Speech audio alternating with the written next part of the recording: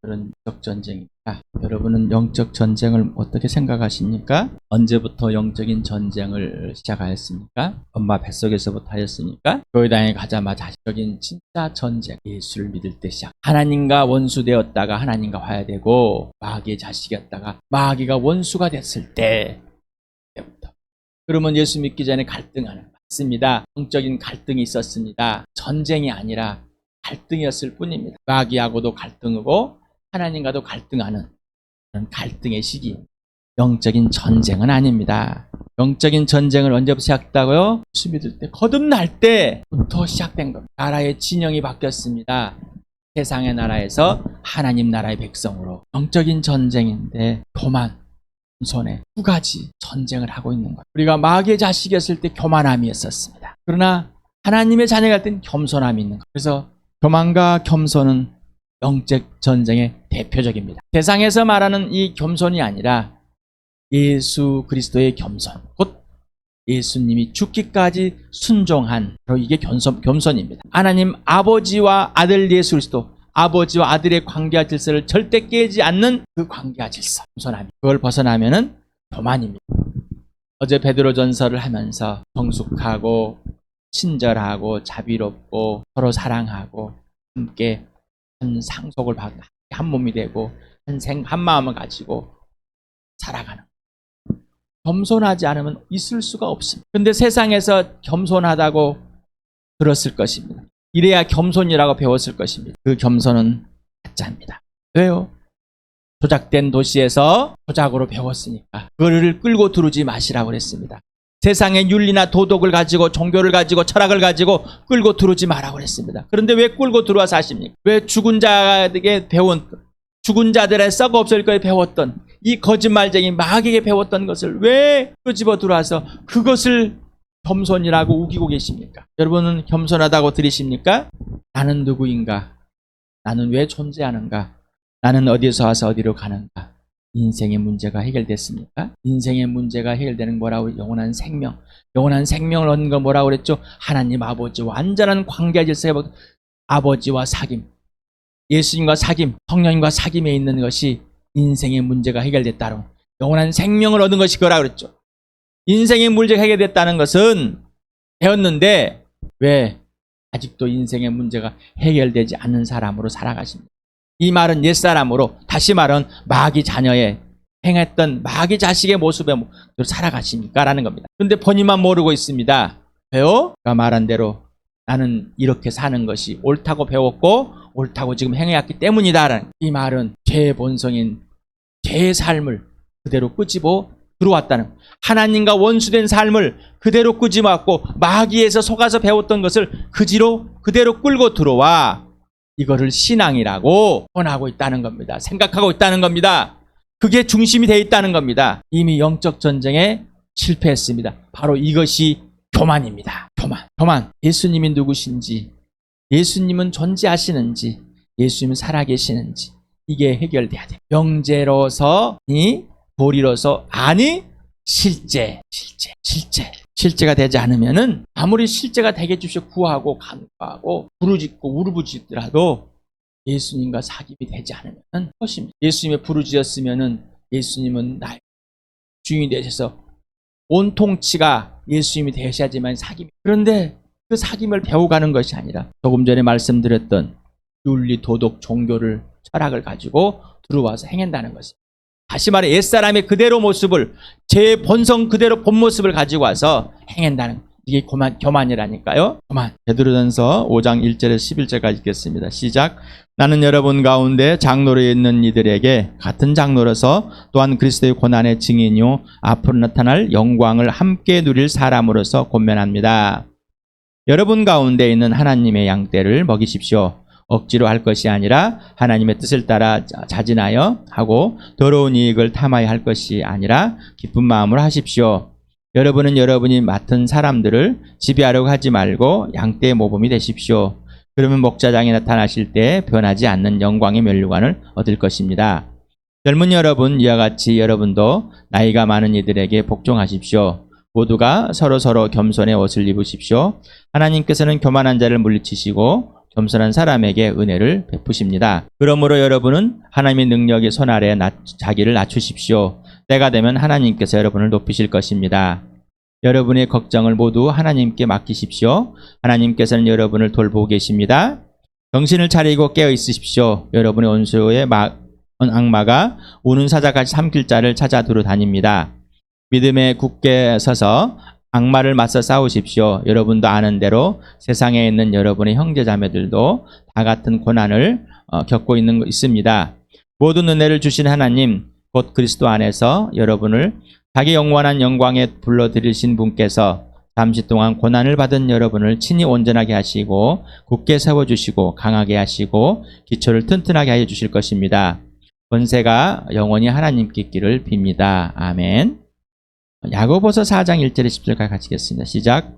무엇 때문에 여러분 가운데서 싸움이나 분쟁이 일어납니까? 여러분의 지체들 안에서 싸우고 있는 육신의 욕심에서 생기는 것이 아닙니까? 여러분은 욕심을 부려도 얻지 못하면 살인하고 탐내어도 가지지 못하면 다투고 싸웁니다. 여러분이 얻지 못하는 것은 구하지 않기 때문이요. 구하여도 얻지 못하는 것은 자기가 쾌락을 누리는 데 쓰려고 잘못 구하기 때문입니다. 가늠하는 사람들이여 세상과 버탐이 하나님과 등지는 일임을 알지 못합니까? 누구든지 세상의 친구가 되려고 하는 사람은 하나님의 원수가 되는 것입니다. 하나님께서 우리 안에 살게 하신 그 영을 질투하실 정도로 그리워하신다라는 성경 말씀을 여러분은 헛된 것으로 생각합니까? 그러나 하나님께서는 더 큰 은혜를 주십니다. 그러므로 성경에 이르기를 하나님께서는 교만한 자들을 물리치시고 겸손한 사람들에게 은혜를 주신다 하고 말합니다. 그러므로 하나님께 복종하고 악마를 물리치십시오. 그리하면 악마는 달아날 것입니다. 하나님께로 가까이 가십시오. 그리하면 하나님께서 가까이 오실 것입니다. 죄인들이여 손을 깨끗이 하십시오. 두 마음을 품은 사람들이여 마음을 순결하게 하십시오. 여러분은 괴로워하십시오. 슬퍼하십시오. 우십시오. 여러분의 웃음을 슬픔으로 바꾸십시오. 기쁨을 근심으로 바꾸십시오. 주님 앞에서 자신을 낮추십시오. 그리하면 주님께서 여러분을 높여주실 것입니다. 비슷한 내용입니다. 베드로전서 5장을 구체적으로 할 것인데 오늘은 그냥 있는 의미적인 것만 앞에 있는 내용을 설교로 이미 이 내용을 다 설명했습니다. 자, 여러분 이 말씀을 읽었습니다. 여러분에게 예수를 모르면 아무것도 모르고 예수를 알고 교회를 모르면 아무것도 모른다고 그랬습니다. 예수를 알고 교회를 알아야지 부부를 알고 부모를 알고 자녀가 누구, 형제 자매가 누구인지를 알게 된다고 그랬어요. 여러분의 부모는 유일무이하십니까? 여러분의 자녀는 유일무이하십니까? 사람들은 말합니다. 네 부모가 2명이냐? 네 엄마가 2명이냐라고. 이 말은 유일무이야. 근데 그 유일무이한 것이 왜 유일무이한지 알지 못합니다. 본인이 말해놓고도 본인이 무슨 말인지 모릅니다. 이유는 뭐예요? 조작된 도시에서 그렇게 만들어졌기 때문입니다. 그런데 창조주를 알았습니다. 예수를 만났습니다. 거듭났습니다. 다시 태어났습니다. 생명을 얻어서 인생의 문제가 해결됐습니다. 영원한 생명을 가지게 되었습니다. 그럼에도 불구하고 모릅니다. 자기가 무슨 생각을 하고 있는지 왜 이러는 것인지를 알지 못합니다. 그리고 돈 얘기합니다. 건강 얘기합니다. 공부 얘기합니다. 그것이 중요하지 않다는 얘기가 아니라 최우선이 아니라는 겁니다. 세상에서 다 같이 하는 얘기입니다. 세상에서 하지 않는 얘기는 뭐예요? 오직 예수. 오직 예수만 빼고 다 얘기합니다. 그런데 여러분은 동일하게 예수만 빼고 다 얘기합니다. 이 사람이 뭐예요? 교만한 사람이다. 교만한 사람. 왜 다퉈요? 교만하게. 이름은 예수. 찬양도 예수를 부릅니다. 또 눈물을 흘립니다. 그런데 왜 다툴까요? 교만하기 때문입니다. 이 교만한 뭐요? 이미 마귀에게 흔들렸다는 것이죠. 우는 사자같이 배고파서 벌벌벌벌 지금 먹을 걸 찾은 눈에 보이기만 하면 삼켜버릴 것 같은 이 마귀가 흔들고 있다는 겁니다. 염려하고 근심하기 때문입니다. 여러분, 임석현 형제가 담임 목사로 있습니다. 여러분을 지배하지 않고 여러분을 통제하지 않고 여러분에 있는 것대로 예수님이 지시하는 대로 가르치려고 하고 여러분을 섬기려고 하고 돌보고 지키려고 하는 것뿐입니다. 근데 여러분은 임석현 형제에게 어떠한 생각과 태도를 가지고 계십니다. 또한 여러분은 젊거나 나이가 있거나 합니다. 어떻게 하시니? 요즘 축구 국가대표의 다툼에서 동료들끼리 그거에 대해서 굉장히 논란이 많아요. 수장과 수년이나 차이 나는 애가. 우리는 문화라는 게 있습니다. 배운 게 있습니다. 내가 다른 환경에서 누가 틀리고 누가 옳을까. 내 마음에 드는 사람은, 내가 생각이 어려운 사람은 성경도 끄집어 들고 와가지고 연장자를 높여줘야 되는데 그걸 기준으로 가서 그들을 심판하고 판단할까요? 될까요? 여러분, 우리는 그들이 옳다 틀리다 심판하지 않길 바랍니다. 그러나 따라하길 바랍니다. 예수 그리스도 불쌍히 여겨 국률이 여기시길 바랍니다. 자, 주님 앞에서, 예수님 앞에 여러분 낮아지십니까? 예수님 앞에 서 있어야지 낮아진 걸 알죠. 예수님과 사귀어야지만 낮아진 걸 아는 건데 예수님 앞에 안 서 있으니까 본인이 낮아 있는지 높아 있는지도 잘 모릅니다. 내가 선한다고 내가 생각하기에 좋은 일을 하고 있다고 하면은 낮아진 것처럼 보입니다. 나는 내가 많이 낮춰져서 한 일입니다. 아니, 낮추면 낮추는 것이지 많이 낮춘 게 어디 있습니까? 예수님께 순종하는 거는 많이 순종하는 겁니까? 많이 낮아지는 겁니까? 아니면은 모든 걸 멈추고 예하는 겁니까? 우리는 자꾸 나는 많이 변했지. 변하면 변하는 것이죠. 물론 변화해야 되는 성화되는 과정들은 변하는 과정이 있습니다. 그러나 예수님 관계의 질서에서 내가 낮아진다는 것은 뭐요? 순종한다는 겁니다. 낮아진다는 것은 완전히 엎드린다는 겁니다. 굴복한다는 말인 거예요. 그러지 않으면 뭐요? 교만이 있다는 겁니다. 그래서 우리는 교만이 20% 있고 낮아진 80%이기 때문에 나는 많이 낮아져 있다 이렇게 착각하고 있습니다. 이거는 거짓말입니다. 마귀가 그런 짓을 하고 있는 겁니다. 그렇게 배웠습니다. 그렇게 세상에 배웠는데 그것을 그대로 들고 들어와서 행하고 있습니다.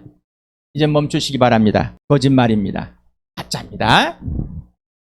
제발 멈추시기 바랍니다. 우리는 마귀와 싸우라고 그랬습니다. 그러니까 매일 그냥 예수 이름 안에 귀신아 떠나갈다, 마귀가 떠나갈다 이러고 있습니다. 마귀와 대적하라는 이유는 마귀가 무슨 짓을 하고 무슨 꾼인지 예수 그리스도 안에 있으면은 순종하면은 알게 된다는 것입니다. 근데 마귀는 자꾸는 우리의 교만함을 부숴, 위장된 교만, 포장된 교만. 아까 내가 낮아졌어. 70% 낮아졌어. 이거를 이용하는 겁니다. 이거는 교만하기가 짝이 없는 겁니다. 세상에서는 다툽니다. 연장자와 연소자의 관계도 없습니다. 지난날에 우리나라는 유교적인 관계에서 장유유서라는 것을 뼛속에까지 배워왔습니다. 그런데 지금은 있습니까? 없습니다. 미국의 문화가 좋기 때문에 그래야 된다는 잘못된 가치관, 또한 유교적인 잘못된 가치관들이 그렇게 만들어버렸습니다. 그런데 이렇게 교회들이 많은데 왜 예수의 가치관은 없는가라는 겁니다. 여러분, 예수님께서 이러기 때문에 우리는 이렇게 배워서 이렇게 행해야 됩니다 라고 말해보았으니까 너 그러면 안 돼. 이유가 있어야죠. 근거가 있어야 되는데. 근데 그 근거를 대려면은 야, 네가 어린데, 네가 어른인데 이런 얘기 말고 많은. 우리는 잘못된 가치관에서 잘못된 태도에 잘못된 것을 배워왔음에도 불구하고 진짜를 배우는데 그것이 틀렸는지 옳은지도 구분할 줄 모르는 사람이라는 거죠. 사도 바울이 고린도 교회에 가르치면서 1년 반 동안 가르치면서 나는 너희들에게 이유식밖에 먹인 것이 없다. 다시 말하면 너희들이 단단한 음식을 먹고 잘할 수 있는 영적 전쟁에서 승리할 수 있는 그런 마음가짐도 없었기 때문이라는 거예요. 여러분 어떻습니까? 주암교회 여러분, 영적인 전쟁에 실제적으로 돌입해서 살고 있습니까? 아니면 그냥 후회하고 반성하고 살고 있습니다. 여러분, 영적인 전쟁. 부부는 남편은 주인이다, 어리다, 아내는 남편에게 순복해야 된다, 순종해야 된다, 이 말에 행복하십니까? 아내된 여러분 행복하십니까? 기뻐 춤추십니까? 어쩔 수 없습니다. 그렇게 해야 된다고 그러니 이미 여러분은 영적 전쟁에서 교만해져 있는 겁니다. 여러분, 아내를 목숨을 걸고 사랑하라고 그랬습니다. 생명의 유산을 받을 자라고 그랬습니다. 그렇습니까? 기쁘십니까? 행복하십니까? 여러분, 교회에 담임 목사, 장로, 어른들이 있습니다. 그들의 말에 기쁘십니까? 여러분, 나이 어린 형제 자매들이 있습니다. 여러분, 어른들이십니까? 그들이 기쁘고 그들이 어린아이처럼 또 자녀처럼 여러분의 가족처럼 그들을 대하고 자라게 하십니까? 영적인으로 자라게 하십니까? 영적으로 예수 그리스도만 전부가 돼서 예수님만 소개하고 예수님을 살아가는 예수님으로만 하십니까? 말이에요. 그런 얘기를 하십니까? 내가 예수님과 관계된 삶을 실제적으로 이미 마귀에 다 점령당해가지고 다시 조작된 신앙생활을 하고 있을 것입니다. 주함교회여, 깨우십시다. 깨어납시다. 성령께서 임석견을 통해서 여러분에게 계속해서 말씀하십니다. 지시합니다. 근데 우습게 받아들입니다. 목사님을 존중하십니까? 네. 그런데 왜 안 하십니까? 왜 안 하십니까? 여러분에게 존중을 받으려고 하는 것이 아니에요. 하나님이 그렇게 세워놔서 그런 질서를 만드시고 교회 안에 그렇게 세우셨어요. 왜 여러분 나에게 지배를 받으려고 합니까? 왜 내가 하라고 하면 마지못해서 하는 것들이 있고 아예 또 거절해버린 것들이 있습니까? 세상의 일 정도의 수준은 왜 좀 하십니까? 그런데 하나님의 진짜 일은 왜 안 하십니까? 이게 교만이라는 겁니다. 교만. 근데 그 교만함을 갖고 있는데 교만한지 모르고 살고 있다는 겁니다. 인정하지 않는다는 겁니다. 이게 바로 큰 죄악이죠. 그 모습을 제들한테 그대로 보여주고 하고 있는 겁니다. 육신의 자녀들한테 그대로 전수. 베드로가 편지를 쓸 때 아내된 여러분 입 다물고 사람으로 예수 순종함으로 친절하고 정고 순종.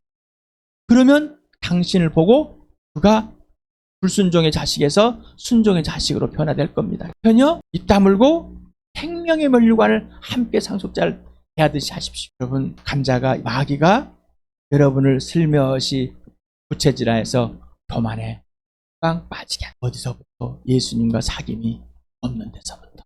예수님과 사귐이 없는데 어떻게 교만하지 않겠습니까? 근데 본인이 교만하지 않다고 생각한다면은 이 나라의 삶이라 땅에서 있는 윤리와 도덕의 삶, 종교의 삶일 뿐입니다. 다시 말씀드립니다. 예수는 하나님은 종교가 아닙니다. 직접 다스리고 통치하시고 사귐으로 사랑 안에서 생명 안에서 부활 안에서 우리와 사귐을 알려주시고 순종과 믿음과 신뢰와 사랑의 관계로 부르셨습니다. 여러분, 값비싼 생명을 가지고 있습니까? 아니면 값싼 생명을 가지고 있습니까? 가장 값비싼 생명, 인생의 문제가 해결됐는데 아직도 인생의 문제를 해결해 가고 있는 사람처럼 행하기. 이제 멈추십시다. 이것이 바로 교만함입니다. 겸손함을 배우십시오. 예수님께 순종을 배우십시오. 더 낮아짐, 더 낮아짐. 거짓말입니다. 지금 여기에 순종할 것인가? 순종이 하는데 안 돼서 처복종할 것인가? 내가 교만해서 이 정도면 되겠지 않은 것인가? 여러분, 영적인 전쟁의 손을 오직 승리하는 예수님의 겸손과 예수님의 순종 안에 누리시길 축복합니다.